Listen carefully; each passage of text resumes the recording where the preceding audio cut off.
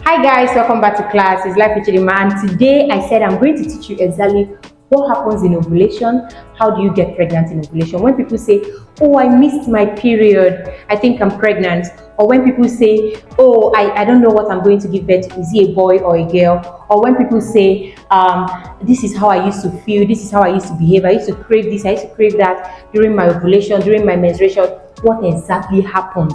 Why? I'm about to tell you the inside life of your body, right? So I still have everything on the board, so I'm going to start from here, right? Your ovulation. I'm not going to talk about your ovulation. I won't talk about your. I don't want to talk about your menstruation. I won't talk about your ovulation right now, right? So let's go. Let's go. Now, ovulation simply means when an egg is released. I know a lot of you have heard egg release, egg release, egg release, and no one has ever bothered to tell you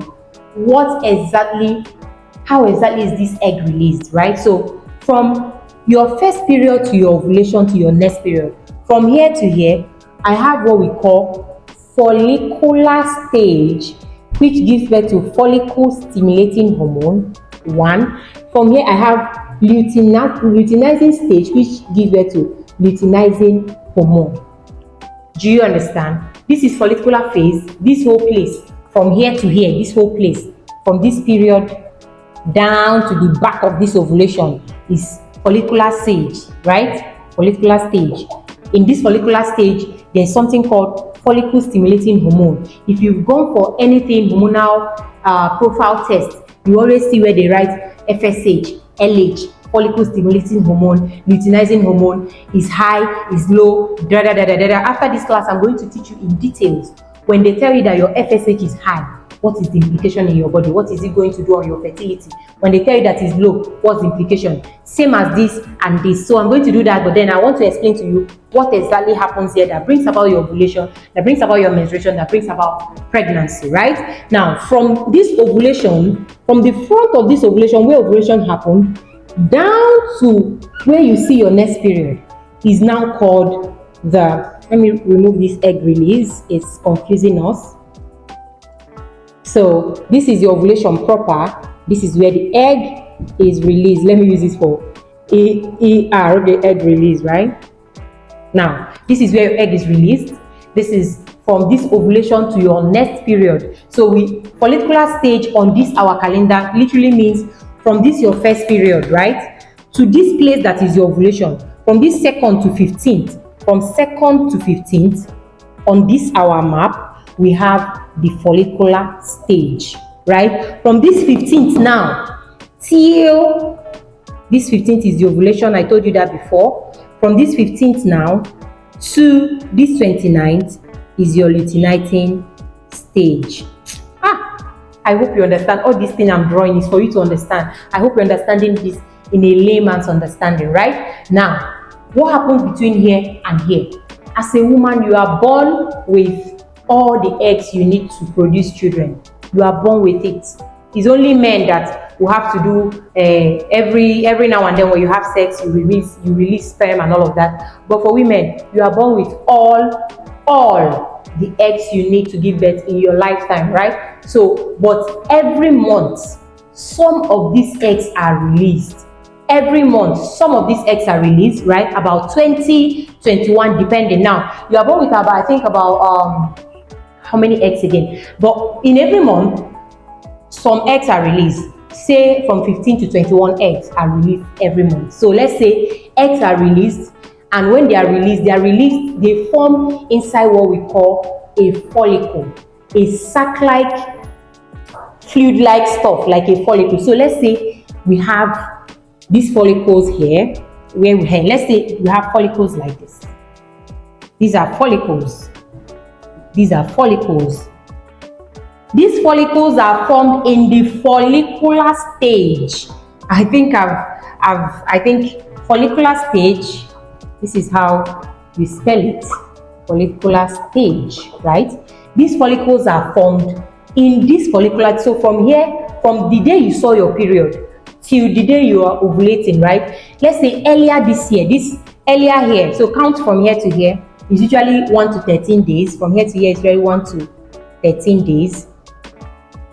right? So from this first day, these follicles are formed. Now inside these follicles you have eggs. All those eggs that I said will be released every month, you have all those eggs inside these follicles. Now this follicle and the follicular stage now is responsible for making sure that these eggs are inside these sacs and they mature, they grow. Now inside all of this egg, there's this particular egg that is very big, bigger than others. Let's say this is the egg.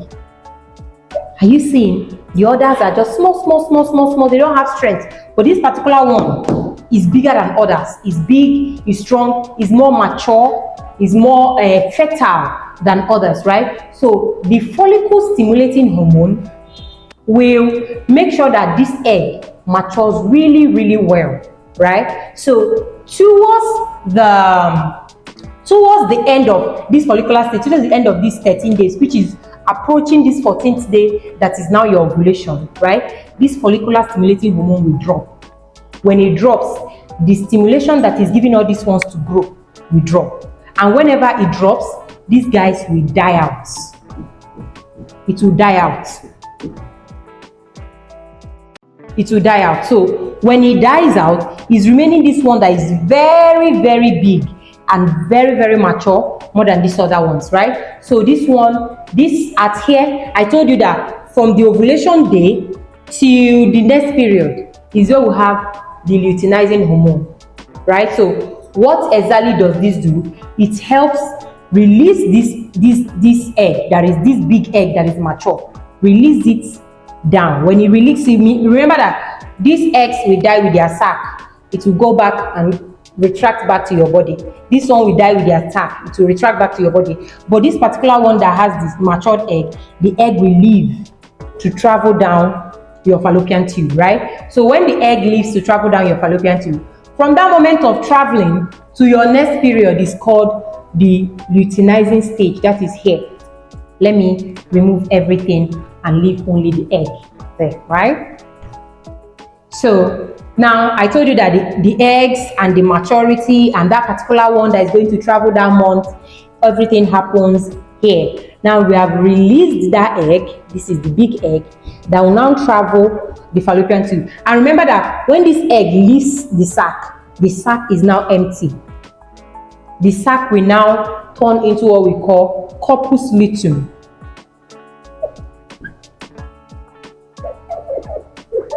This corpus luteum, right?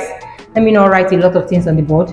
This sac that is now empty because the egg has left the sac will form what we call corpus luteum. Now, this corpus luteum will start making hormones that are pregnancy hormones. So these hormones resemble pregnancy hormone because your body is literally hoping that from here, before you get to your next period, that you get pregnant. So your body start preparing for pregnancy.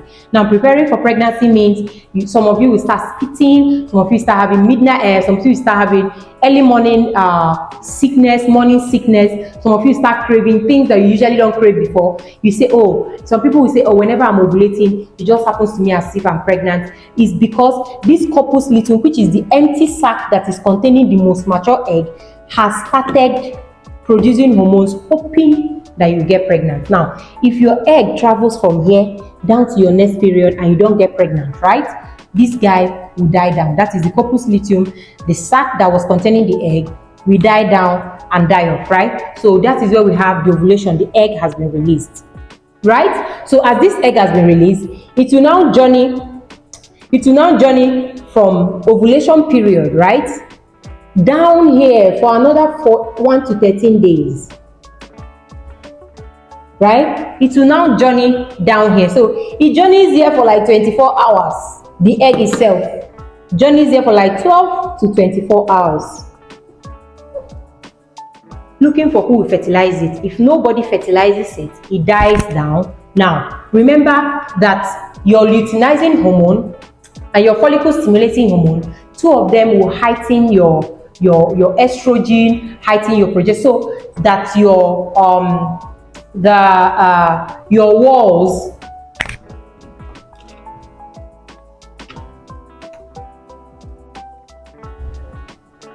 they will heighten this how I have a lot of things on the board. I think I will start from the ovulation in the next class, right? In the next class, I will start from the ovulation, right? Or let me conclude this one now. That's FSH and the LH, two of them together, right? They will heighten your uterine wall. Now, your uterine wall is where this egg will implant, right? So if there is sperm on your uterine wall and the sperm fertilizes the egg will come and attach to the uterine wall, right? So when you take some birth control, the birth control is literally making sure that this uterine wall never gets thick, because when it's thick and when it's strong, that's when it's strong enough to carry eggs. So if you are on birth control that works on hormones, the hormones will make sure that this uterine walls never gets thick, so that it can never have implantation, so that egg cannot implant here, right? So if your uterine wall is thickened, remember I told you that if your uterine wall is this thick, from here during your ovulation, your uterine wall is like this thick, like very, very thick, right? Waiting for egg to come and implant here when fertilized, right? Now, if from here till 12 to 24 hours later, your eggs are not being fertilized, your egg will die, and the uterine wall will know that, oh, there's nobody coming here to fertilize us again. Together, they will now shed off. Like they will now melt off and shed off. That is what we now get as period. The period blood you get is a combination of the egg and the uterine wall. So the uterine wall will shed off. This part that made it thick will shed off, so that it will go back to being this tiny again, right? So the uterine wall will shed off. You now have the egg that did not get fertilized, and some of the uterine walls that got thick waiting for pregnancy. Together, it will shed off into menstruation, right? So when you have painful menstruation, is literally this uterine wall trying to contrast and shed off the excessiveness of it. That is when you get painful period, and from here you see your menstruation, and from your menstruation, this place is literally this place. So your menstruation, you start this cycle again. I hope I'm clear, and this is where I'm going to stop for today. Remember, my name is Chidimma Blessing of Life with Chidimma. Please follow my Instagram page, follow my TikTok page, Life with Chidimma, _, and also subscribe to my YouTube channel, Life with Chidimma, and I will see you in the next class. Ciao.